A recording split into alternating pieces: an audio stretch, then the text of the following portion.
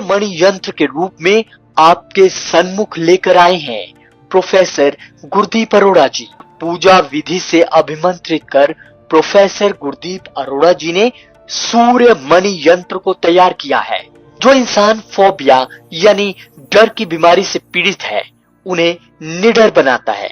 नौकरी नहीं मिलती तो उसमें मदद करता है, नौकरी है तो उसे स्थिर करता है।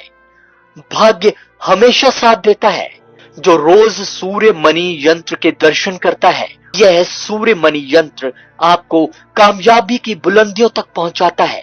आप भी अपना और अपने अपनों का जीवन बदलने के लिए अपने घर ले आए अभिमंत्रित सूर्य मणि यंत्र। नमस्कार जी, मैं Shifali secret of your life programme में आपका ढेर सारा स्वागत करती हूँ। तो आज आपको पता है प्रोफेसर गुरदीप अरोड़ा साहब जो हैं हरिद्वार में बैठे हुए हैं। तो आज प्रकृति के पास बैठे हैं, तो प्रकृति की भी बातें करेंगे, ज्योतिष की भी बातें करेंगे। आज हम ऐसा सीक्रेट खोलेंगे, शायद ही कभी किसी ज्योतिषी ने ऐसी बात करी हो, क्योंकि बात आती है जीते जागते भगवान की, सूर्य देव की। हमने बहुत सारी बातें की गुरुदेव के ऊपर, शनि देव के बारे में बताया, हमने राहु देव के बारे में बताया, लेकिन सूर्य देव के बारे में बहुत बार प्रोफेसर गुरदीप अरोड़ा साहब ने बात की। लेकिन सूर्य से 36 प्रकार की किरणें यहाँ पे आती हैं। 9 प्रकार की हम बोल देते हैं, वैसे 36 आती हैं, लेकिन 9 ही गिरती हैं। लेकिन बहुत सारी बातों का ज्ञान लेना है हमने प्रोफेसर गुरदीप अरोड़ा साहब से। सूर्य देव 12 नाम, 12 राशियाँ हमारी, लेकिन कौन सी राशि अगर कौन सा नाम ले और वो तरक्की पा जाए, बहुत सारी बातों का ज्ञान लेना है हमें। तो इस एपिसोड्स को आपने ज़्यादा से ज़्यादा लोगों तक शेयर करना है, क्योंकि जीते जागते भगवान की बात की है।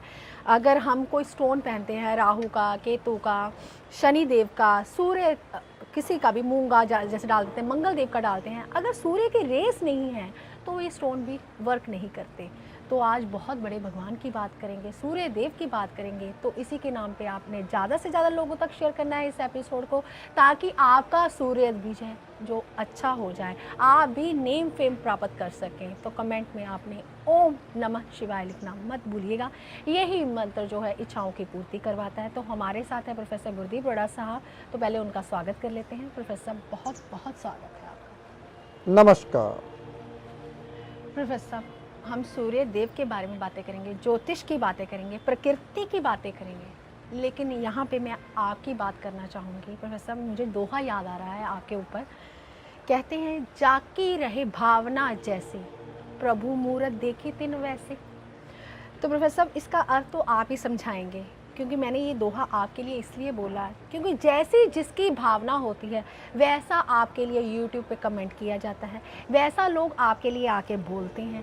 क्योंकि मुझे तो आप भगवान जैसे लगते हैं, क्योंकि आपके अंदर का जो ज्ञान है वो मैं कैमरे के सामने सभी लोगों तक पहुंचाना चाहती हूँ। क्योंकि आपके अंदर जो ज्ञान भरा पड़ा है, जितनी पॉजिटिविटी है, जितना ऑरा है, अगर कहीं 1% भी आपके परिवार के लोगों पे या फिर मेरे में आ जाए तो हमें तरक्की करने से कोई नहीं रोक सकता।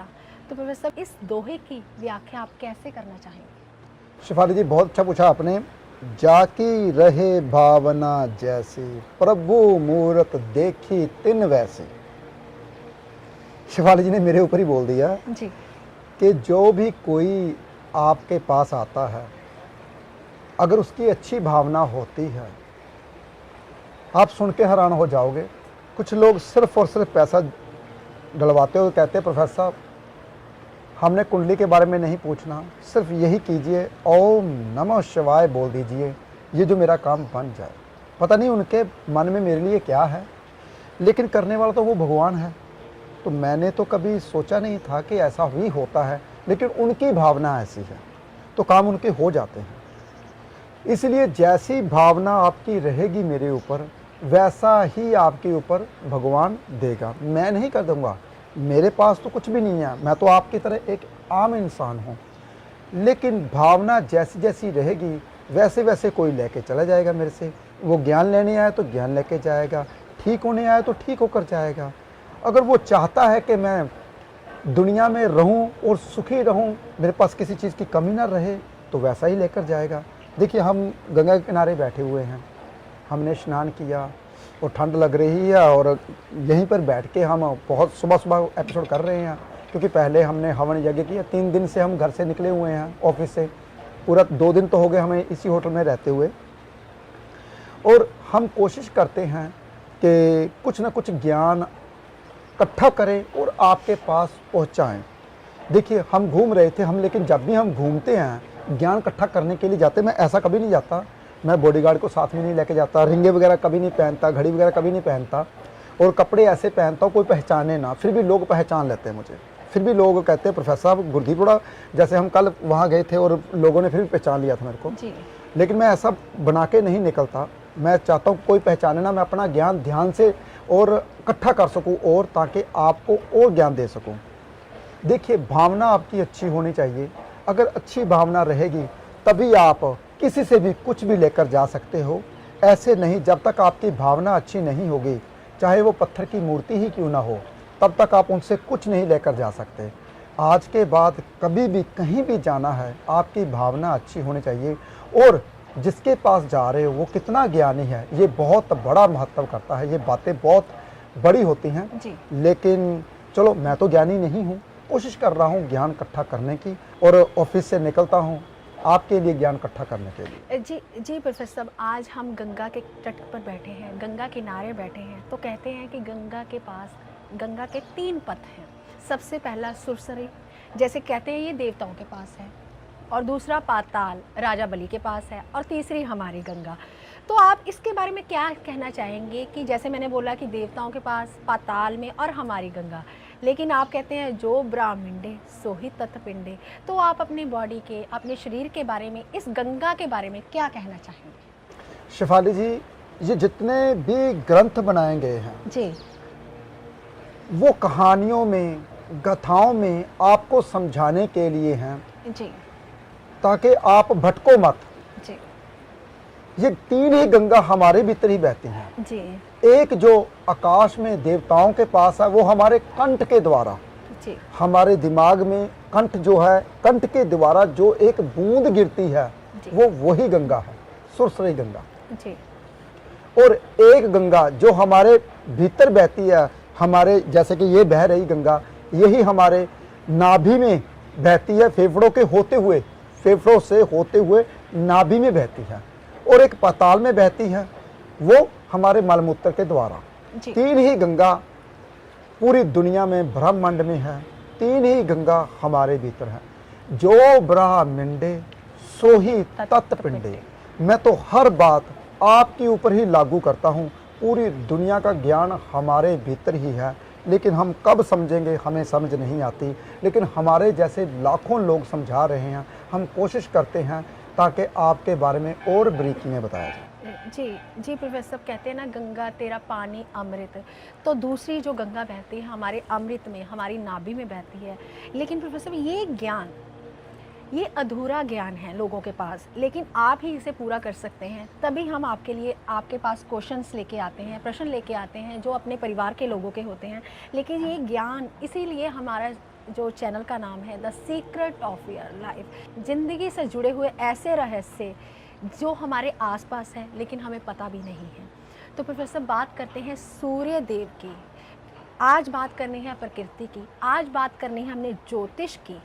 तो प्रोफेसर सूर्य देव के 12 नाम, तो 12 राशियाँ, जैसे कि पहली राशि से अगर स्टार्ट करो, ओम सूर्याय नमः, ओम मित्राय नमः, ओम रविये नमः, ओम खगाय नमः, ओम भान्वे नमः, ओम पूष्णे नमः, ओम हिरण्यगर्भाय नमः, ओम मारीचाय नमः, ओम आदित्याय नमः, ओम सावित्रे नमः, ओम अर्काय नमः, ओम भास्कराय नमः।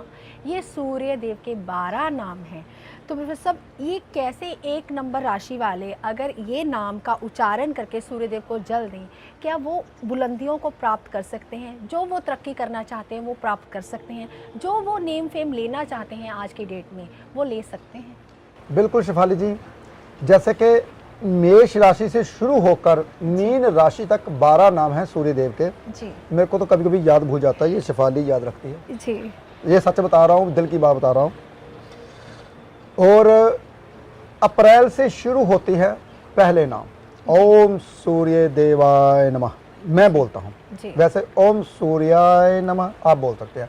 जिसकी मेष राशि है वो ये नाम बोल सकता है। जैसे कि मेष राशि से शुरू होकर मीन राशि तक, अप्रैल से शुरू होकर मार्च तक, हम तो अप्रैल से शुरू करते हैं भाई, 13 अप्रैल को, 14 अप्रैल जैसे ही आती है सूर्य की संक्रांति शुरू हो जाती है। जी।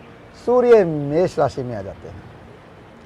तो जब सूर्य मेष राशि में आते हैं तो हमारी पहली राशि उदय होती है। जी। ऐसे धीरे धीरे मीन राशि तक 12 नाम आते हैं। चलो इसके बारे में बाद में बताता हूँ, पहले मैं आपको एक बेसिक बात बताऊं जो आपको नहीं पता। सूर्य देव जैसे मान लीजिए गोल गोल है, बिल्कुल गोल है, ये हमारी पृथ्वी, ये सूर्य, बहुत ध्यान से देखिए। सूर्य गोल है, सूर्य से एक किरण ऐसे निकलती है, एक किरण इधर निकलती है, एक इधर, एक पीछे, क्योंकि गोल है, आग का गोला पीछे भी तो जाती होंगी, पीछे भी कोई और धरती को सूर्य देवता रोशन करते होंगे, दाहिने भी बाएं दाहिने, और सीधा सीधा हमारी पृथ्वी है। बहुत ध्यान सुनने वाली बात है। सूर्य की एक किरण से 9 किरणें आगे निकलती हैं, यानी कि 4 किरणें निकलती हैं, 4 9 चौका 36। हमारी हिंदी लिपि के 36 ही अक्षर हैं। जी। जो हमारे ऋषि होते थे बहुत ज़्यादा समझदार और पढ़े लिखे होते थे, हम तो नलायक अनपढ़ हैं, ये बात दिल में बहुत ध्यान से समझिए। हम प्रकृति को कभी समझ नहीं पाते, सीधा ज्योतिष में आ जाते हैं। जब तक आप प्रकृति को नहीं समझोगे ज्योतिष कभी नहीं कर पाओगे। मैं यहाँ पे बैठा हूँ ना, मैंने कल भी बताया था, मेरे आंखें बंद करके ये जो आवाज़ आ रही है ना, इसको सुनने को मन करता है। पानी के अंदर बहुत शांति है, इसलिए मेरा बोलने को मन नहीं करता। चलो एपिसोड तो करना है, इसलिए बता दूं आपको। ये जो हिंदी लिपि के हमारे 36 ही अक्षर हैं, तो 36 किरणें बाहर आती हैं। जी। अगर वो चारों किरणें धरती की ऊपर आ जाएं तो धरती फट जाएगी। जी। यानी कि बहुत गर्म होता है सूर्य, तो चारों किरणें दाएं से बाएं से पीछे से भी आगे आ जाएं, धरती फट जाएगी। धरती में सिर्फ एक किरण ही आती है जो कि 9 में डिवाइड हो जाती है। ठीक है, बहुत ध्यान से सुनिए। और पृथ्वी में 8 वसु हैं जो पृथ्वी की रक्षा करते हैं, जैसे कि 8 दिशाएं मान लीजिए। इसके पीछे भी बहुत बड़ी कहानी है। पृथ्वी में 8 वसु हैं जो कि 8 दिशाओं का इशारा करते हैं। और कहते ना 8 वसु की कहानी बता दूं। जैसे कि लास्ट वसु था, क्या नाम था उसका, प्रभास। उन्होंने क्या किया था, महामुनि की गाय चोरी चुरा ली थी। कौन सी गाय, कामधेनु गाय। तो फिर मुनि ने क्या किया था, श्राप दे दिया था, आप पूरी जिंदगी कवारे रहोगे, दर दर भटकोगे, रक्षा करोगे और अपने पूर्वजों को बचाने की कोशिश करोगे, पीढ़ियों को बचाने की कोशिश करोगे, अपने सामने सबको मरता हुआ देखोगे। सभी वसु मुनि के पांव को हाथ लगाने लगे, हे भगवान ऐसा मत कीजिए, हमारा क्या कसूर। वो कहने लगे ठीक है, आप धरती पर जन्म लोगे, जो मैंने श्राप दे दिया वो तो तय है, लेकिन आप सातों की मुक्ति उसी टाइम हो जाएगी जैसे आप जन्म लोगे। लेकिन जिसने चोरी की थी 8वां, आप ये चीजें जो मैंने बताई ये भुगतोगे ही भुगतोगे। 8वां वसु कौन था, भीष्म पितामह, महाभारत। और जो 7 वसु कौन थे, जिसको गंगा मैया 7 की 7 पानी में डुबोती थी। चलो ये चीजें पुराणों में लिखी गई हैं, ये चीजें वेद पुराणों में लिखी गई हैं जो मैं बोलता हूँ, क्योंकि मुझे पढ़ने का बहुत शौक है। पढ़ने का नहीं, सुनने का बहुत शौक है, क्योंकि सुनने से भीतर जाता है, पढ़ने से बाहर आता है। अब मैं बोल रहा हूँ, आप सुन रहे हो, आपके भीतर जा रहा है, मेरे भीतर से अंदर बाहर आ रहा है। बहुत ध्यान सुनिए। तो फिर क्या हुआ, जो 8 वसु है वही पृथ्वी की रक्षा करते हैं। लेकिन एक किरण जो 9 किरणों में डिवाइड होती है, कहते हैं 9 और 8 कितना बन जाता है, 72। ये 72 किरणें हमारी पृथ्वी में आती हैं। तो जितने भी हमारे हिंदी लिपि के व्यंजन, संस्कृत में व्यंजन बोलते हैं, वो 72 ही हैं। देखिए पढ़ाई को कैसे पढ़ा गया है। जैसे कां के उत्ते बिंदी आती, कां वो व्यंजन होते हैं, तो वो 72 ही है, तो 72 ही किरणें हमारे पृथ्वी में आती हैं। तो 72 जैसे ही किरणें आती पृथ्वी पे, मनुष्य के पास 72,000 ही नाड़ियां हैं जी। नसें जो हमारी चलती हैं। यानी कि सबको कौन चला रहा है? सूर्य देव। तो हम सर्दी में बैठे हुए हैं गंगा के तट के ऊपर, तो कोशिश करते हैं आपके लिए कुछ ना कुछ ऐसा कर जाएं कि आने वाली पीढ़ी के अगर एक चीज़ दिमाग में रह गई तो समझ लीजिए मेरे ये त्याग जो है, 3 दिन का त्याग, जो मैं अपना ऑफिस का वर्क छोड़ के बैठा हुआ हूँ, जो मैं ज्ञान इकट्ठा करने के लिए आया हूँ, वो मैं सिर्फ और सिर्फ आपके लिए जितना भी इकट्ठा करता हूँ कोशिश करता हूँ आपको दूँ। जी जी प्रोफेसर, माफ़ी चाहती हूँ, अभी आपने एक कहानी सुनाई कि प्रभास जो थे उन्होंने कामधेनु गायें चुराई, तो उन्हें अपने पुराने जो कर्मास थे उसका फल भोगना पड़ा। यानी कि जो हमारे पेंडिंग कर्मास होते हैं उनका फल भोगना पड़ता है। ये प्रोफेसर हर इंसान को भोगना पड़ता है। यानी कि अगर हमारे पास आज दुख है, ये हमारे पुराने कर्मों का फल है, यही कहना चाहते हैं आप? बिल्कुल जी। जो हम कई बार कहते हैं कि हम आज की डेट में तो इतने पूजा पाठ करते हैं, किसी का हृदय नहीं दुखाते, ये हमारे आगे के कर्मास में जुड़ेगा। जो पुराने कर्मास हैं, हमारे पेंडिंग कर्मास हैं, उसका फल हमें मिल रहा है। ऐसा ही है प्रोफेसर? बिल्कुल शेफाली जी, बिल्कुल। जो भी आप कर्म करते हो, कर्म का फल कभी भी व्यर्थ नहीं जाता। जी। जिंदगी में बातें याद रखनी है, जो भी कर्म करते हो उसका फल व्यर्थ कभी नहीं जाता। कलयुग उत्तम युग का नहीं। युग जो कलयुग है ये सबसे उत्तम युग है। इसका फल आपको इसी जीवन में भोगना ही पड़ेगा। अगर अच्छे कर्म किए हैं, बहुत ज़्यादा अच्छे कर्म किए हैं, तो 25% अच्छा आपको इसी जन्म में मिलेगा, 75% अच्छा आपको अगले जन्म में मिलेगा। जी। अगर बहुत बुरे कर्म किए हैं तो 75% आपको इसी जन्म में भोगना पड़ेगा बुरा, और 25% अगले जन्म में बुरा भोगना पड़ेगा। देखिए, अच्छा आपको अगले जन्म तक रहता है, बुरा आपको अगले जन्म तक बहुत कम रहता है, यहीं पर ही भोगना पड़ता है। इसलिए बुरे कर्मों को मत भोगिए, ताकि जब आपकी मृत्यु होने लगे तड़पते रहिए, ना माँ ना बाप ना कोई भी आपके पास ना हो, जान निकल जाए। ऐसे मत कीजिए, क्योंकि मरते वक्त ही इंसान को पता चलता है पूरा जन्म से लेकर।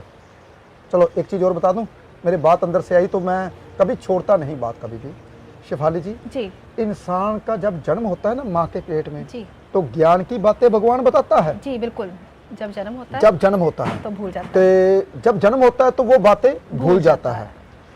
फिर वो एक 80 साल तक जिया, जैसे कि पिछले 10 साल की बातें भूल गया, एक आधी बात मन में रख ली, जो दिल के पास बात रह जाती है वो ही याद रहती है। दिमाग में बातें वाली चलती रहती है। पहले मैं पूरी बात करूंगा, फिर मैं आपका सवाल लूंगा। और जी बिल्कुल।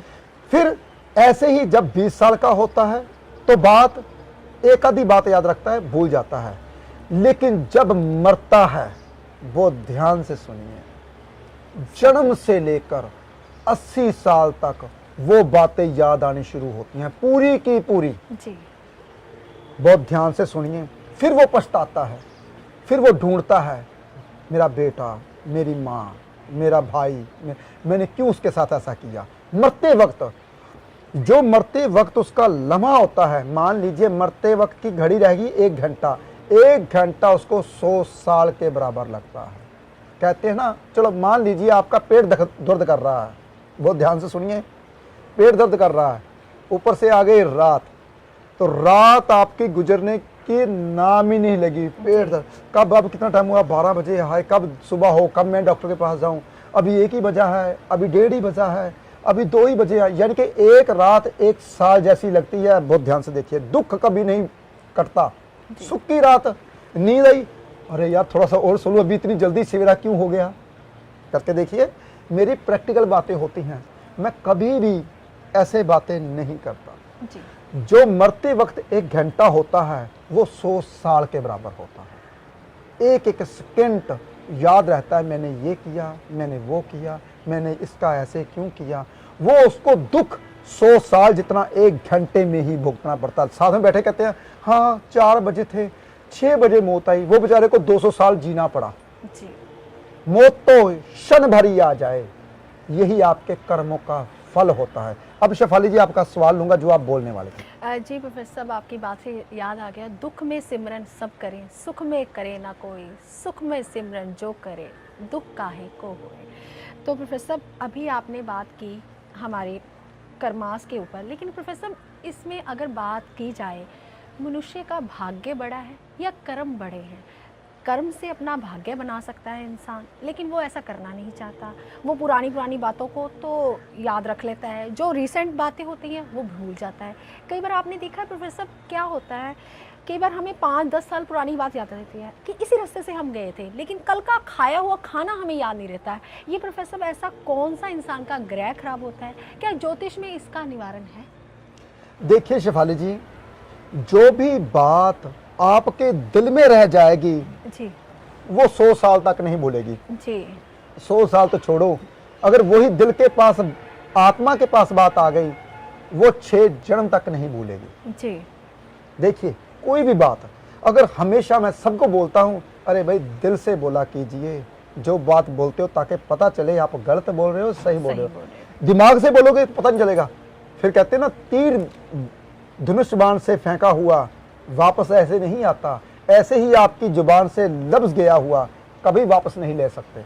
वो फिर दूसरों को बुरा, मैंने यार ऐसा क्यों बोल दिया, क्यों ऐसा कर दिया। इसलिए बोलते वक्त आत्मा से बोला करो या दिल से बोला करो। मैं जब भी एपिसोड करता हूँ, ये नहीं कि हमने कोई ऐसा लिख दिया, स्क्रिप्ट लिख दी, हमने कोई ऐसे किताब रखी हुई है कि बातें कर रहे हैं, ऐसा कुछ भी नहीं है।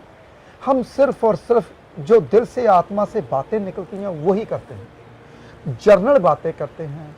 ये कहते हैं कि भगवान शायद जो हमको ज्ञान दिया है आपको भी दे, और जैसे हम राजा हैं, मैं अपने कहता हूँ ना, मैं अपने घर का, अपने एरिए का, अपने मन का, अपने आत्मा का राजा हूँ, क्योंकि मेरी आत्मा वही करती है जो मैं चाहता हूँ।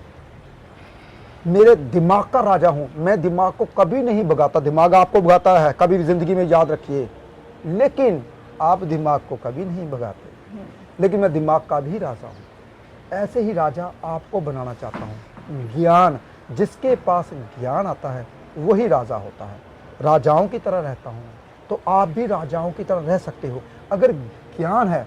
देखिए कल हम फोटो खींच रहे थे तो मैं नीचे बैठ गया, मैंने कहा शिवाली जी ऐसे फोटो खींचे, बहुत अच्छी आएगी, हम ऐसे ही सब शरारत कर। हम जमीन के साथ जुड़े हुए हैं। जब भी मैं कभी ज्ञान लेने जाता हूँ ना, तो मैं ये नहीं बोलता मैं चेयर पे बैठ जाऊँ ऐसे ज्ञान लूँ, नेवर। इसके पीछे भी एक कहानी आती है। जब कभी ना गुड़ को हंकार आ गया था बहुत ज़्यादा, तो मैं जी श्री राम को बचाया मैंने, क्योंकि जब मेघनाथ ने उसके ऊपर सर्प का बाण चलाया तो सांप ने घेर लिया था। तो फिर गरुड़ को बुलाने गए थे हनुमान जी। तो जब गरुड़ आए, कहते ये तो भगवान को तो मैंने बचाया। उसको अहंकार आ गया, सोचता गया, वो मन में सोचता गया, कहता किसके पास जाऊं, उसको अहंकार आ गया। वो गया भोले शंकर के पास। शॉर्टकट में सुना रहा हूं, कहानी बहुत बड़ी है।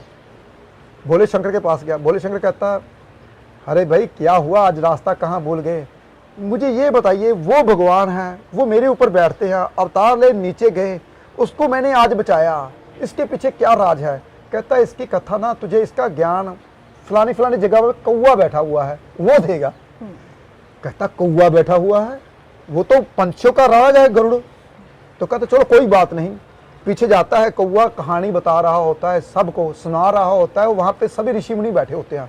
वो गरुड़ देख के हैरान हो जाता है, वहाँ अरे ऋषि मुनि कौवे से कहानी सुन रहे हैं, चलो मैं भी सुन रहा था। कहता गरुड़ जी आप आए, आइए बैठिए, आप चेयर पे बैठिए।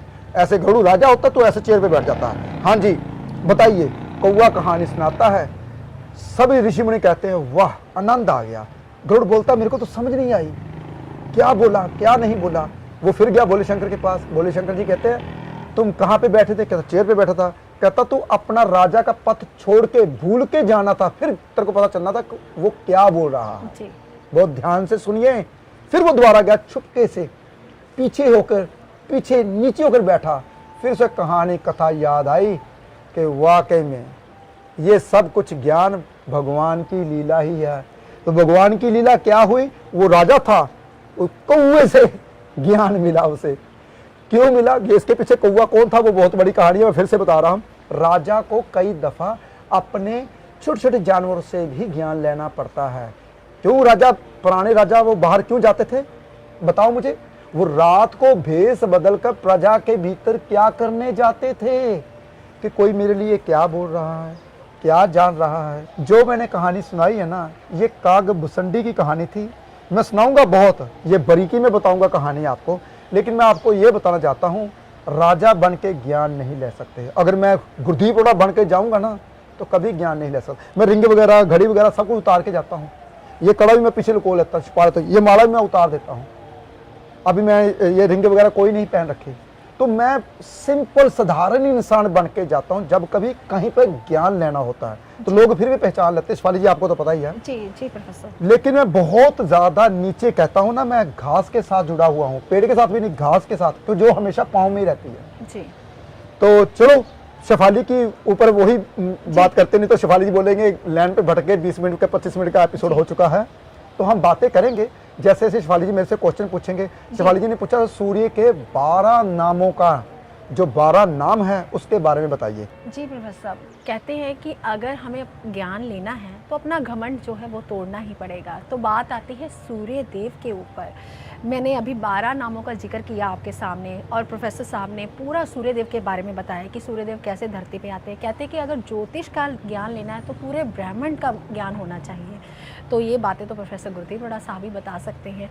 तो कौन सी राशि वालों को और कौन से महीने वालों को, यानी कि जिस महीने आपका बर्थ आता है, डेट ऑफ बर्थ होती है, आपका बर्थडे आता है, तो आपको कौन से सूर्य देव का नाम लेना चाहिए ताकि आपके नेम फेम में बढ़ोतरी हो, और जो सरकारी जॉब लेना चाहते हैं उनको मिल जाए, और जो मान यश की प्राप्ति करना चाहते हैं उनको सबको ये सब चीज़ें मिल जाएं। तो प्रोफेसर साहब अगर बात करें, आपका महीना जो ज्योतिष के हिसाब से देखा जाए तो अप्रैल से स्टार्ट होता है, तो यानी कि 15 अप्रैल से लेकर 15 मई तक के लोग कौन से सूर्य देव के भगवान का नाम लें और उनके नाम में, उनके यश में बढ़ोतरी हो। शिवाली जी 15 अप्रैल से लेकर 15 मई तक ओम सूर्य देवाय नमः, आप ये भी बोल सकते हैं ओम सूर्याय नमः।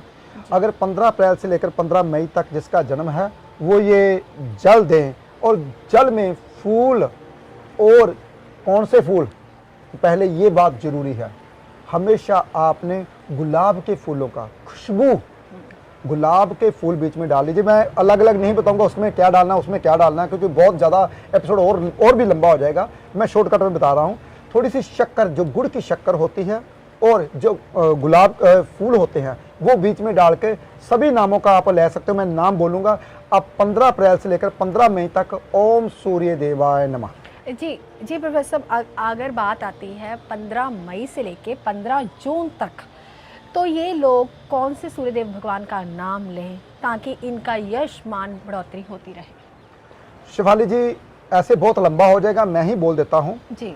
15 मई से 15 जून तक ओम मित्राय नमः, इसका आपने नाम लेना है और सूर्य को जल देना है। बता मैंने दिया, गुलाब के फूल और आपने शक्कर डाल दी है। 15 जून से लेकर 15 जुलाई तक ओम रविये नमः।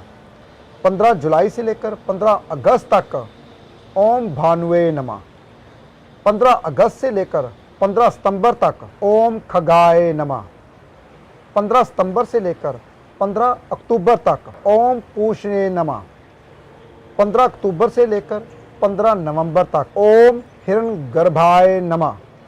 15 नवंबर से लेकर 15 दिसंबर तक ओम मारीचाय नमः। 15 दिसंबर से लेकर 15 जनवरी तक ओम आदित्याय नमः। 15 जनवरी से लेकर 15 फरवरी तक ओम सावित्रे नमः। 15 फरवरी से लेकर 15 मार्च तक ओम अर्काय नमः। 15 मार्च से लेकर 15 अप्रैल तक ओम भास्कराय नमः। देखिए, ये जिस जिस महीने आपका जन्म होता है ये नाम आप लेकर भगवान को अर्घ दे सकते हो। वो मैंने बता दिया बीच में क्या क्या डालना है। प्रोफेसर, अभी आपने 12 नामों का जिक्र किया कि कौन से बर्थ वाले कौन सा नाम ले सकते हैं, लेकिन सूर्य से काफ़ी सारी बीमारियां आती हैं, दिल की बीमारियां आती हैं, जैसे हार्ट अटैक आ गया, हड्डियों की प्रॉब्लम आ जाती हैं। क्या सूर्य देव का नाम लेने से ये हड्डियों की प्रॉब्लम, हार्ट अटैक की प्रॉब्लम, या फिर आपने जो यंत्र तैयार किया है सूर्य देव का, क्या वो रखने से हमें इन दिक्कतों का सामना नहीं करना पड़ेगा? शेफाली जी, मैंने आपको शुरू से एक कहानी बताई कि सूर्य देव से किरणें निकलती हैं, जी। 9 से फिर बन जाती हैं 36 से फिर 72 बन जाती हैं। तो फिर ऐसे ही हमारी नाड़ियाँ 72,000 हैं, यानी कि जितना भी जीवन है सूर्य से है। तो आपको पता ही है, हमने ग्रंथों में वो चीज़ें निकाली है, सूर्य मणि यंत्र, उसको सामने रखिए। अगर आप कहीं कहीं, जैसे कि सूर्य देव अभी तक नहीं निकले, जी, ठीक है, अगर हमारे सामने वो तो चीज़ पड़ी होती है, हम उससे भी नाम ले सकते हैं। जो मैंने नाम बताया, जिसका जन्म हम उसको नमस्कार बुलाते, तो वही नाम से नमस्कार बुला सकते हैं। सूर्य मणि यंत्र तो मैंने आपके लिए, बस समझ लीजिए, जीवन दान दिया है आपको। वैसे तो सूर्य मणि यंत्र मैंने इसीलिए ही बनाया है। और जैसे जैसे शिफाली जी क्वेश्चन पूछते रहेंगे, जवाब मैं देता रहूँगा। पीछे से इशारा आ गया शिफाली जी, अगले एपिसोड में जो भी क्वेश्चन रहेंगे आपको मैं पूरे करूँगा। जी प्रोफेसर, बहुत अच्छी बातों का ज्ञान देते हैं आप। जैसे कि हम लोग हर बार बोलते हैं कि सीक्रेट जो है हम आपके दिल से निकलवाते रहते हैं, क्योंकि आप रिसर्च करते रहते हैं, खोज करते रहते हैं। इसी रिसर्च को हम कैमरे के सामने आपको लेके आते हैं, ताकि रूबरू आप अपने व्यूवर्स को बता सकें कि इस सूर्यदेव भगवान के 12 नाम हैं, 12 राशियाँ और 12 ही हमारे महीने हैं। अगर आप इनका नाम लेते हैं और ज़्यादा से ज़्यादा लोगों तक शेयर करते हैं, आपके नेम फेम में बढ़ोतरी होगी, आपका मान यश बढ़ेगा। और कमेंट में आपने ओम नमः शिवाय लिखना मत भूलिएगा। यही मंत्र जो है इच्छाओं की पूर्ति करवाता है। तो आप अपना ध्यान रखें, खुश रहें, स्वस्थ रहें। आज के लिए इतना ही। नमस्कार।